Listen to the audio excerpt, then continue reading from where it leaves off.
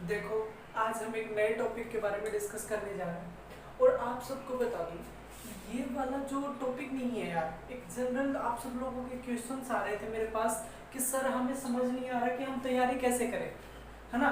तो उसके बारे में हम थोड़ा सा डिस्कस करने वाले हैं कि सर सबसे पहली बात हमारा सबसे बड़ा क्वेश्चन आप लोगों का कि सर हम आंसर राइटिंग कैसे स्टार्ट करते हो, ये बात थी ना। तो आंसर राइटिंग कैसे स्टार्ट करते हो, ऐसे राइटिंग कैसे करते हैं, ये सब बात आप हमसे पूछना चाहते हो। तो मैं आप सबके लिए सिर्फ आप सबके क्वेश्चंस का स्पेशल लेके आया हूँ। मेरे पास कम से कम भी नहीं तो यार 40 से 50 क्वेश्चंस आ चुके हैं बच्चों के कि सर ये बताओ कि आंसर राइटिंग कैसे स्टार्ट करें, और ज़्यादातर कॉमन क्वेश्चंस मेरे को ये सब लगे। ठीक है, तो हम इनके ऊपर थोड़ा सा डिस्कस कर लेते हैं।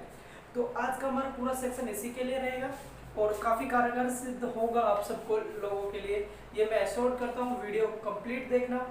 उसके बाद आप लोगों ने अभी तक अगर चैनल को सब्सक्राइब नहीं किया है तो भाई सब्सक्राइब कर लो यार, सब्सक्राइब करो और शेयर कर दो हर एक स्टडी ग्रुप में। तो हम अब डिस्कस करते हैं किसको, अपने मेन डाउट सेक्शन को।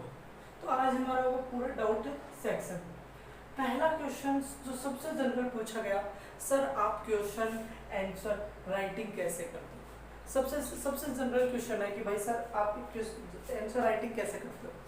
तो आप सब लोगों को बता दूं, देखो कोई भी इंसान कभी भी माँ के पेट से सीख कर नहीं आता। आप सब लोगों को भी पता है सर ये क्या बता रहे हो। तो मैं आपको बता दूं कि आंसर राइटिंग के लिए कुछ टिप्स देना चाहता हूं जो आप अपने आंसर के अंदर यूज में ले सकते हैं।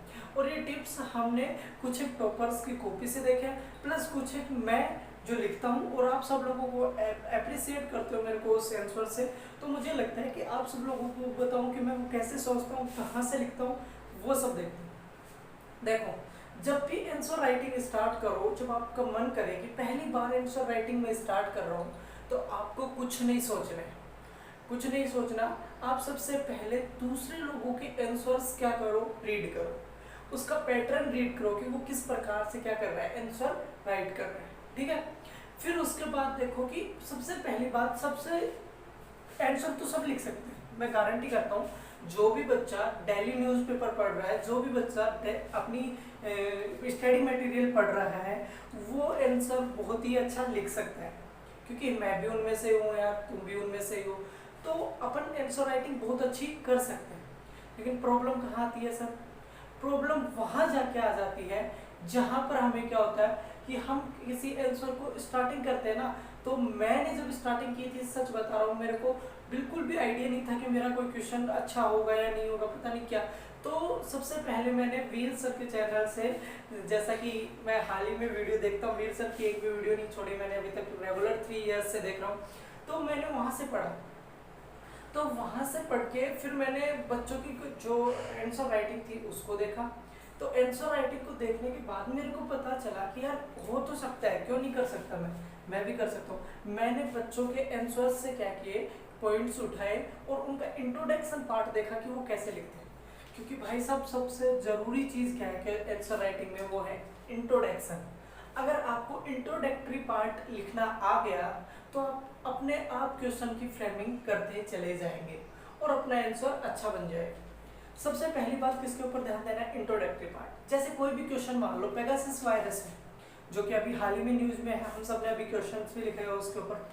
तो पेगासस वायरस है, तो सबसे पहले हमें क्या ध्यान रखना है, हमें न्यूज़ सुनी हमने जैसे ही न्यूज़ सुनी हमें पता चला कि पेगासस वायरस है। अब उसके बारे में डिटेल्स इकट्ठा हो जाएंगे अपने पास कि ईरान का है, एनएसओ ग्रुप की कोई कंपनी है, उसने डेवलप किया।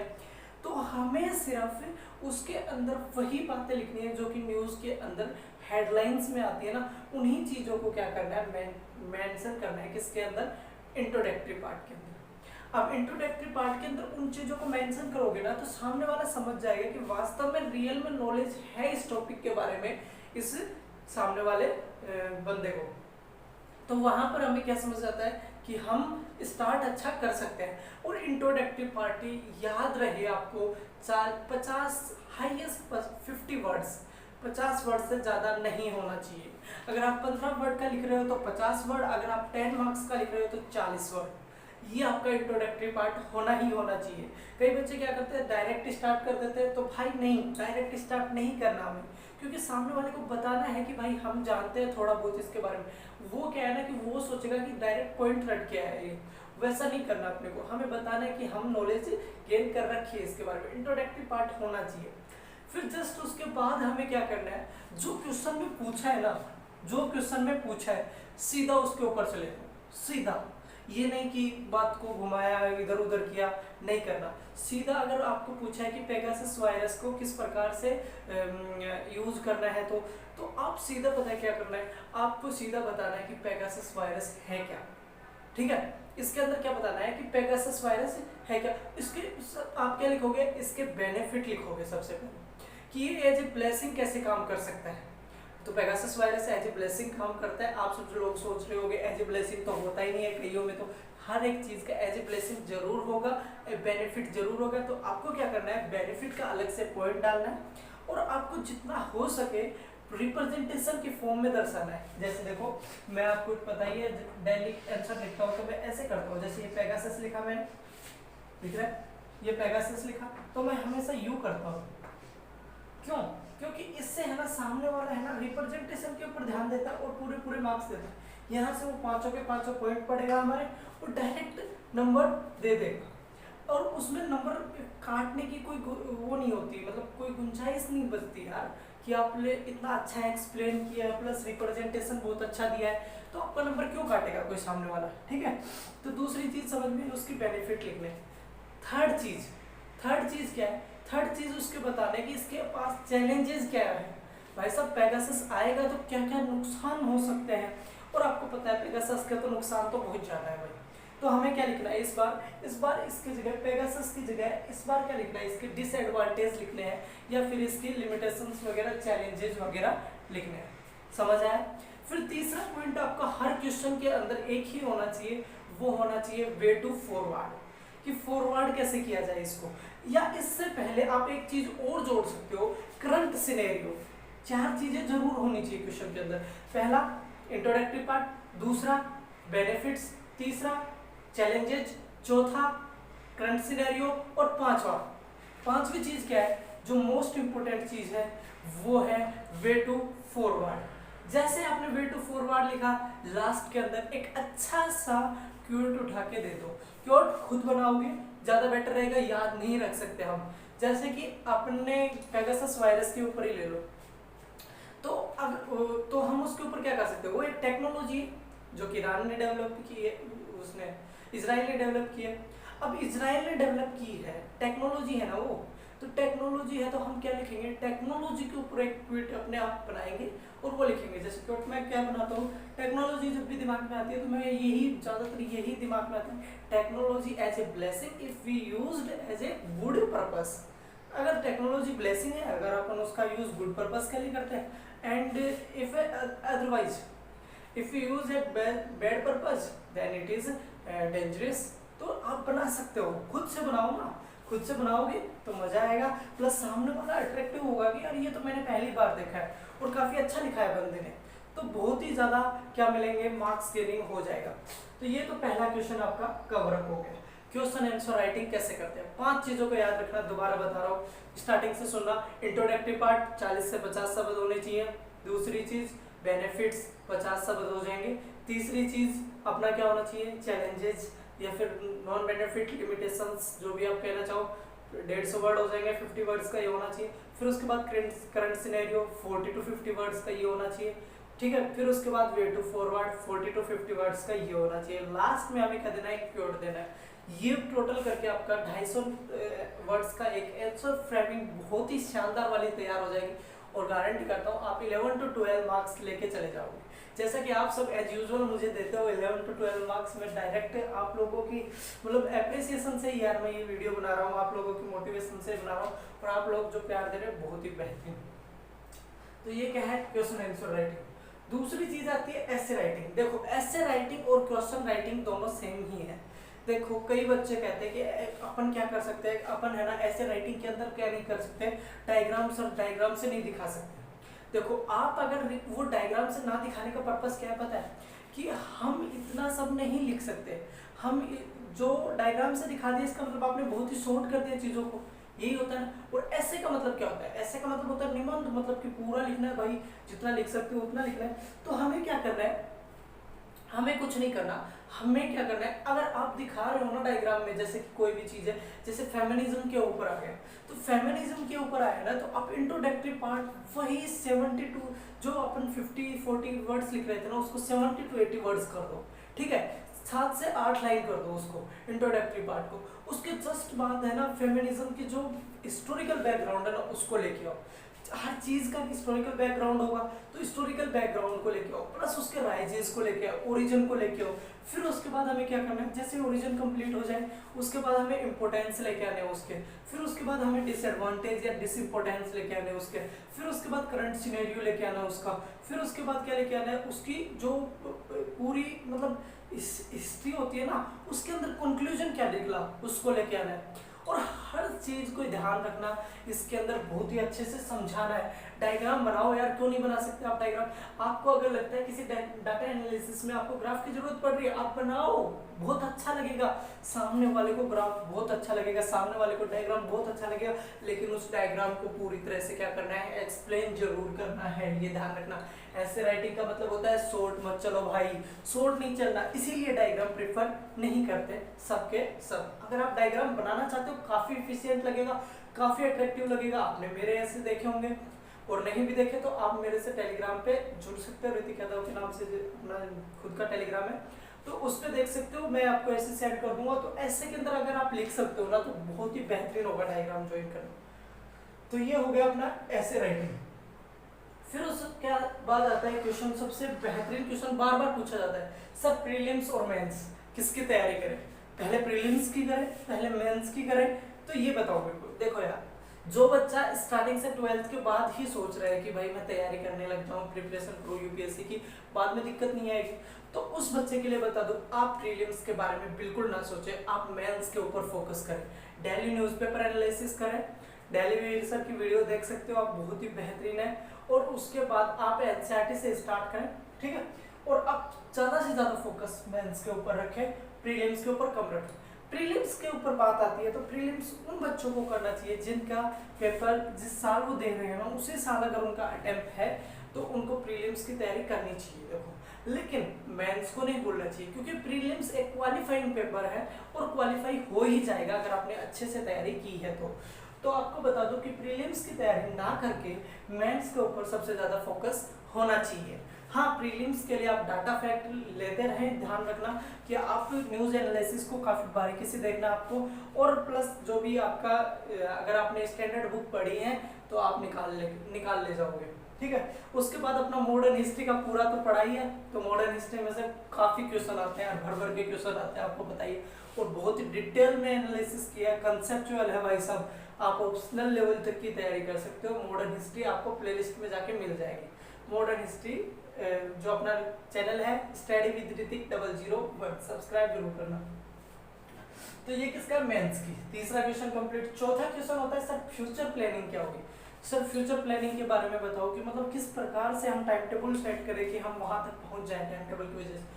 तो मैं आपको बता दूं कि हर एक इंसान की एक अलग कैपेसिटी होती है। आप किसी को ये मत सोचे कि आप 10 घंटे पढ़ रहे हो, 12 घंटे पढ़ रहे हो, 18 घंटे पढ़ रहे हो। भाई साहब, इंसान है यार, रोबोट थोड़ी ना 18-20 घंटे पढ़ रहा है, 24 में से नहीं पढ़ सकते आप। आपको क्या करना है, आपको एक रेगुलरिटी मेंटेन करनी है। पहली चीज आपको एक क्या करनी है, रेगुलरिटी मेंटेन करनी। मैं मेरा खुद का यूजुअल एग्जांपल देता हूँ आपको कि मैं क्या करता हूँ कि सुबह 6 बजे पढ़ने बैठता हूँ और शाम को 6 या 7-8 बजे तक पढ़ता हूँ। तो उसके अंदर मैं क्या करता हूँ, बीच में खाना वाना भी खाना होता है, नहाना भी होता है, तो उसके बीच में क्या करना होता है, एक लगभग 2 घंटे का गैप निकाल दूँ, तो ऑलमोस्ट 10 आवर, अप्रोक्सीमेट 10 आवर काफ़ी होते हैं, मैं ये मानता हूँ। और रात को मैं क्या करता हूँ, थोड़ा माइंड फ्रेश करने के लिए कभी कोई मूवी देख ली या फिर कभी दोबारा न्यूज़ सुनने लग जाता हूँ, माइंड फ्रेश हो जाता है। न्यूज़ से काफ़ी अच्छा मजा आता है भाई, आजकल की मीडिया तो तुम्हें पता ही। तो मैं आपको बता दूं कि फ्यूचर प्लानिंग के लिए क्या करना है कि पहली बात तो एक ही चीज़ पे श्योर रहना है कि हमें यूपीएससी चाहिए। दिमाग में फिट कर लो कि यूपीएससी के अलावा कुछ नहीं चाहिए। प्लान बी होना चाहिए, लेकिन ये नहीं, प्लान बी ये नहीं होना चाहिए कि मैं इस फील्ड में नहीं हुआ तो किसी दूसरे फील्ड में, अपने ही फील्ड का बादशाह बनना है, यूपीएससी का ही बादशाह बनना है। नहीं भी हुआ ना तो सामने वाले को यार यूपीएससी पढ़ा दूंगा मैं, ऐसे टीचर बन जाओ यार। टीचर नहीं बन सकते, कोचिंग खोल लो, दूसरों को बनाना है हमें आईएएस, हम नहीं बने तो क्या होगा, हम दूसरों को बनाएंगे आईएएस। ये तुम्हारे अंदर क्या होनी चाहिए, एक भावना, एक फीलिंग्स होनी चाहिए, तो आप एक गारंटी करता हूँ यार कहीं ना कहीं अच्छे पद पर पहुंच जाओगे। और मैं ये कहता हूँ कि अगर आपके दिमाग में आईएएस है ना तो आप आईएएस जरूर बनोगे। और मेरी तो आप सबके साथ पहले से ही बहुत बहुत शुभकामनाएं हैं यार, बनना। देखो मेरे से पढ़ के कोई बने, मेरे से कुछ मिले आपको, और आपकी जर्नी में थोड़ा सा भी मेरा कुछ सहयोग होगा ना, कॉन्ट्रीब्यूशन होगा ना, सच बता रहा हूँ दिल से खुशी होगी। उसके बाद क्या है, फ्यूचर प्लानिंग होगी। फिर उसके बाद हाउ वी स्टार्ट रीडिंग। अब कई बच्चों का प्रॉब्लम, बहुत सारे बच्चों का प्रॉब्लम है जो 12th करके आते हैं, मेरे साथ तो मेरे भैया भी देख लो, सब मतलब भाई वगैरह छोटा, सब कहते हैं कि मैं स्टार्ट कैसे करूँ, हाउ वी स्टार्ट रीडिंग, मैं यूपीएससी के लिए पढ़ना स्टार्ट कहाँ से करूँ। तो सबसे पहले बता दूँ आपको कि हम यूपीएससी से पढ़ना स्टार्ट करेंगे एनसीईआरटी से। एनसीईआरटी से डायरेक्ट क्वेश्चन बनते हैं, ये बात आप मत भूलिए। हर एक वर्ड का मीनिंग होता है और उसके अंदर जितना इजीली एक्सप्लेन किया है ना कहीं नहीं मिलेगा, ये बता रहा हूँ, कहीं भी ऐसी चीज नहीं मिलेगी। तो सबसे पहले क्या कीजिए, आप 2 से 3 महीने के अंदर आप एनसीईआरटी को क्लियर कीजिए, ढंग से पढ़ के आराम से नोट्स बनाइए। नोट्स, वैसे नोट्स बनाने की ज़्यादा जरूरत नहीं है, एनसीईआरटी को आप 1 बार या 2 बार ढंग से पढ़ लेंगे, 2 बार तो रीडिंग मार ही लेना कम से कम। फिर उसके बाद किसके ऊपर जाना, आप स्टैंडर्ड बुक्स के ऊपर जाना, स्टैंडर्ड बुक्स को देखना, हो जाएगा आपका काम। ठीक है, तो सबसे पहले कहाँ से करना है, न्यूज़पेपर एनालिसिस, न्यूज़पेपर पढ़ना स्टार्ट करो। दूसरी चीज क्या पढ़ना स्टार्ट करो, एनसीईआरटी पढ़ना स्टार्ट करो। जैसे ही एनसीईआरटी कवर अप होती है आप स्टैंडर्ड बुक्स की तरफ जाओ, प्लस लेक्चर्स देखना ना भूलें। किसी भी सर के लेक्चर्स ले लें आप, जैसे कि वीर सर ने पूरे पॉलिटी के दे रखे हैं, इधर मैं पूरे मॉडर्न हिस्ट्री का दूंगा अच्छे से। उसके बाद मैं इकोनॉमिक्स भी स्टार्ट करने की सोच रहा हूँ, तो इकोनॉमिक्स पूरी मैं करवा दूंगा आपकी। फिर उसके बाद आप लोग कहीं से ज्योग्राफी कर सकते हो, जैसे कि ज्योग्राफी के लिए अनअकैडमी काफ़ी अच्छा है, आर्ट एंड कल्चर के लिए अनअकैडमी काफ़ी अच्छा है, मैंने वहीं से की है, तो आप उनको भी प्रीफर कर सकते हो। और मैं यार किसी का क्या नहीं कर रहा, कोई वो नहीं कर रहा कि प्रमोशन वगैरह कर रहा हूँ, क्योंकि देखो मैं खुद पढ़ा हूँ इन सब से, तो इसलिए आप सब लोगों को बता रहा हूँ। आप लोगों को जानना है कहाँ से क्या क्या मिलेगा, मैं पूरा डिटेल दे दूंगा टेलीग्राम के ऊपर, तो टेलीग्राम पे बोल देना आप। फिर उसके बाद जैसे ही स्टार्ट रीडिंग हो गया, फिर आएगा माई प्लानिंग। भाई मेरी प्लानिंग क्या थी, मेरी प्लानिंग यही है कि भाई साहब मैं है ना, कि मैं आपको बता दूं कि मैं 12th के बाद ही जस्ट मैंने स्टार्ट कर दिया था, और आज मैं बीएससी फाइनल ईयर का स्टूडेंट हूँ और आप लोगों को पढ़ा रहा हूँ। तो ताजुब की बात तो है यार, मतलब कि अभी तो मैंने बीएससी भी फाइनल ईयर में हूँ, तो अभी बीएससी करनी है। फिर उसके बाद उसके पहले ही मैंने आपको पढ़ाना स्टार्ट कर दिया। तो देखो यार, किसी को है ना, आप ऐसे जज मत करो कि ये इतना पढ़ा हो इतना, उसके अंदर नॉलेज कितनी है, सबसे पहली बात आप ये देखो। ठीक है, अगर आपको मेरे कंसेप्ट पसंद नहीं आ रहे मत पढ़ो ना, दूसरी बहुत सारी जगह है, पूरे पूरे यूट्यूब पे जगह भाई साहब, डायमेंशन बहुत है पढ़ने की। लेकिन अगर आपको मेरे कंसेप्ट समझ आ रहे हैं, अगर मैंने जो 2 साल 3 साल का एक्सपीरियंस लिया है, अगर आपको अच्छा लग रहा है, आप उससे कुछ सीख सकते हो, तो सीखो ना यार, क्यों नहीं सीखना। आप एक बार देखो तो सही वीडियोस पूरे प्लेलिस्ट में जाके, आपको इतनी सी भी क्वालिटी की कमी लग जाए ना मुझे बोलना। ठीक है, क्वालिटी और कंटेंट में कोई भी वो नहीं किया मैंने, क्योंकि मैंने 4 से 5 बुक्स को पढ़ लिया, फिर उसके बाद मैंने कंक्लूजन निकाल के, वीडियोस देख के, बहुत सारा कंक्लूजन निकाल के आप सबके सामने रिप्रेजेंट कर रहा हूँ। तो आप बेफिक्र होकर उन सबको पढ़ सकते हो। और जब पढ़ाने वाला जब ही पढ़ाएगा, जब वो खुद उसके अंदर पूरी तरह से क्या हो जाएगा, मास्टरी हासिल कर लेगा। मास्टरी नहीं कह सकते, पर अपने आप को, अगर मैंने मेरे आप को सेटिस्फाई किया ना, तो ही मैं आप लोगों को सेटिस्फाई कर सकता हूँ। तो ये था अपना आज का डाउट सेक्शन, कैसा लगा जरूर बताना। और कल से अपने वीडियोस दोबारा आ रहे हैं, 30 वीडियोस अपन ने कंप्लीट कर लिया है, पूरी मॉडर्न हिस्ट्री पूरी जर्नी से चल रही है। आप लोग शुरू से वीडियो देखना स्टार्ट कर दें, और जो लोग देख रहे हैं बहुत अच्छा लग रहा है। कई लोग उसके अंदर कमेंट कर रहे हैं सर डन 1857 रिवोल्ट डन, भाई बहुत बता रहा हूँ, आप उन लोगों से बहुत आगे चले गए जो नहीं देख रहे। तो आप लोगों के लिए थैंक यू सो मच।